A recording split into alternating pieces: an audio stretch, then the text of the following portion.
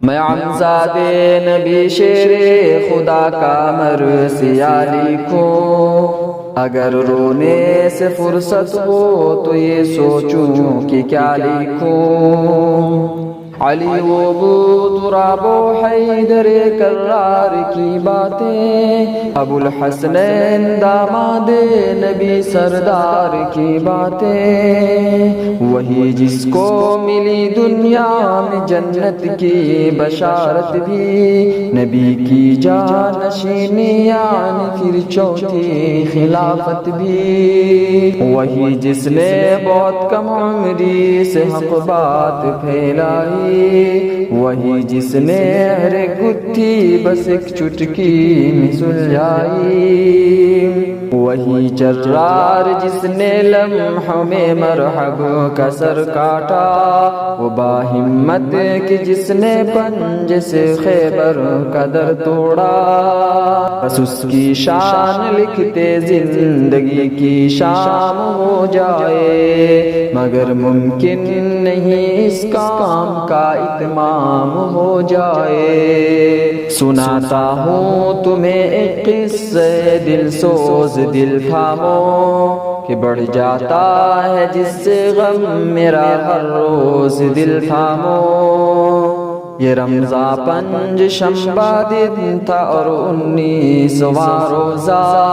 نہایا درد میں سارا جہاں اور خاص کر کوفہ، یہ سن 40 ہجری کا رہا افسوس شرانگیز، کہ امت کے لیے ثابت ہوا گویا یہ ایک چنگیز، خوارج نے کیا تھا طے علی کو قتل کر دیں گے، شہادت سے ہم ان کی سانس کا پیمانہ بھر دیں گے، اسی مذموم ارادے سے چلا تھا ابن ملجم آج، خدا کا دین کا پیارے علی کا ایک مجرم آج، یا قطام نامی ایک عورت نے اسے مائل، خبیثہ نے کیا اس کے ارادے کو بہت کامل، کہا اس نے اگر شیر خدا کو قتل کر آؤ تو پھر بدلے میں مجھ کو اپنی زوجیت میں لے جاؤ، جناب مرتضیٰ کا خون ہے بس حق مہر میرا، اگر یہ تیرے ہاتھوں پر ہوا تو تیرا گھر میرا، اسی نیت سے یہ ملعون پھر مسجد میں جا سویا، جناب مرتضیٰ جب فجر میں آئے تو یہ جاگا،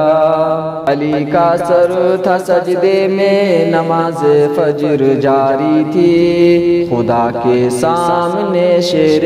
خدا کی انکساری تھی، تبھی وہ ابن ملجم حملہ آور ہو گیا کم بخت، علی کے زخمی کر گیا ظالم بڑا کم بخت، ہوئی حالت بہت نازک بجھی تھی زہر میں تلوار، کیا تھا سر مبارک پر عدو نے ایک گہرا وار، کیا رمضان کی 21ویں شب آپ نے پردہ